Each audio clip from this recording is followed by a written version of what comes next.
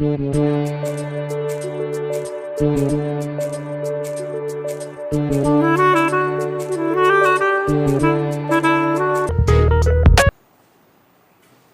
बच्चों, कैसे हो आप सभी।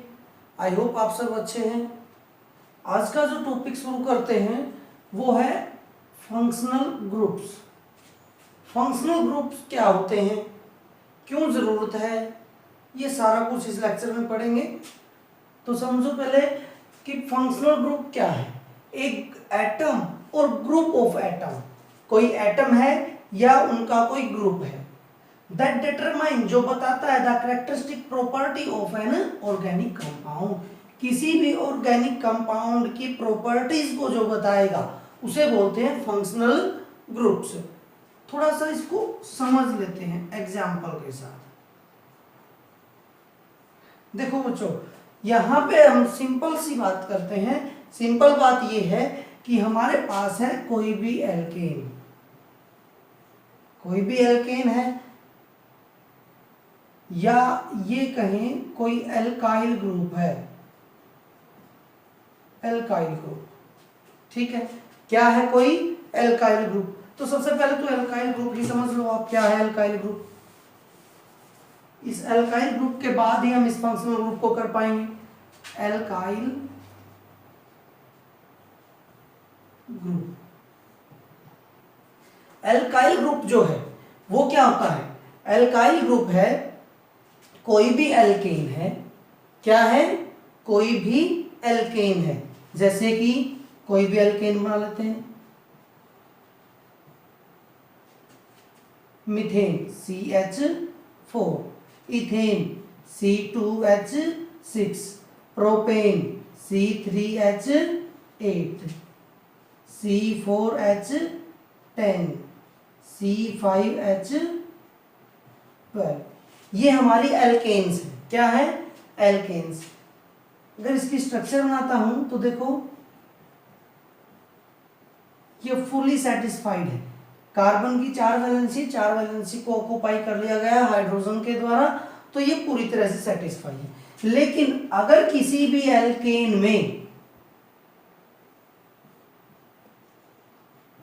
लैक ऑफ सिंगल हाइड्रोजन, यानी कि अगर उसके अंदर कहीं पे भी कोई एक हाइड्रोजन कम है, जैसे कि यहां पे अगर हम बात करें, यदि मेरे पास यहां 1 2 और 3 4 की बजाय कितने हैं, 3 हाइड्रोजन है और एक बॉन्ड अभी क्या है, खाली है, तो इसको बोलेंगे एल्काइल, एल्काइल ग्रुप। तो क्या है एल्काइल ग्रुप, जब किसी भी एल्केन में एक जो आपका हाइड्रोजन है वो कम हो तो क्या होगा, एल्काइल ग्रुप होगा। हम कह सकते हैं CH3। तो इसका क्या नाम है, ये क्या था, मीथेन। तो यहां पे क्या है, मीथेन का किसी भी एल्केन में अगर एक हाइड्रोजन कम है तो एल्काइल ग्रुप बना, तो इसका नाम क्या होगा, इसका नाम होगा मिथाइल। समझ आया बच्चों।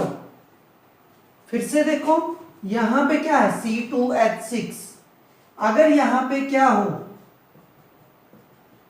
पूरे कंबाइन है ये, अगर यहां पे क्या हो, एक हाइड्रोजन कम हो, वो कोई भी हो सकता है। अगर यहां से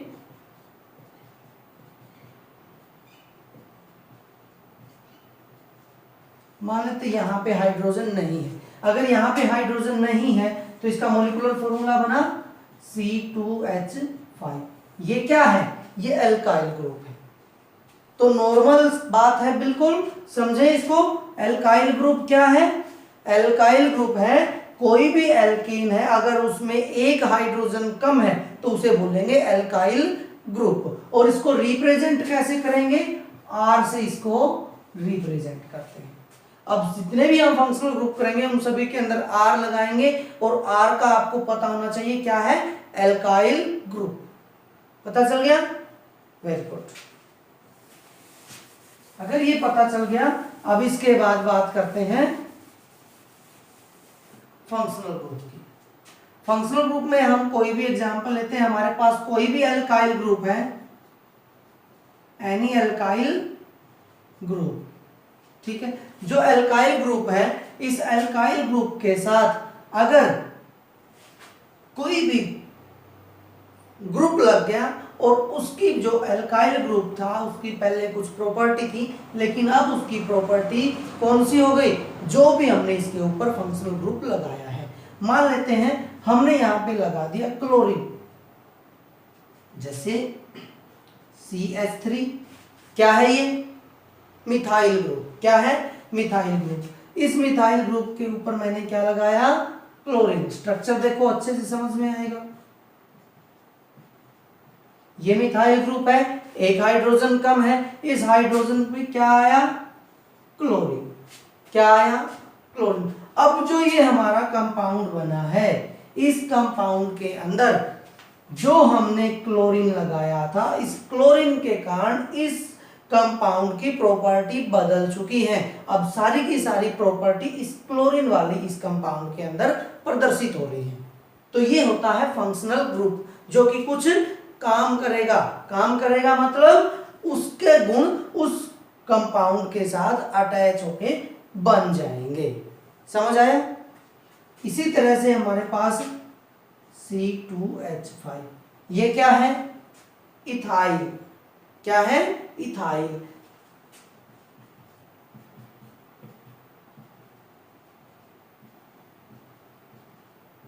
ये खाली है, तो इसके ऊपर अगर मान लीजिए यहां पे OH ग्रुप लग गया, ये OH ग्रुप क्या होता है, अल्कोहलिक ग्रुप या अल्कोहल।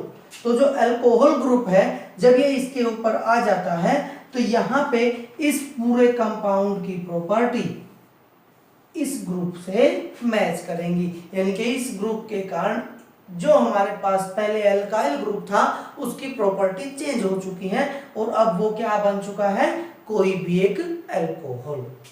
समझ आया बच्चों। तो ये होता है फंक्शनल ग्रुप, हिंदी में बोलते हैं प्रक्रियात्मक समूह।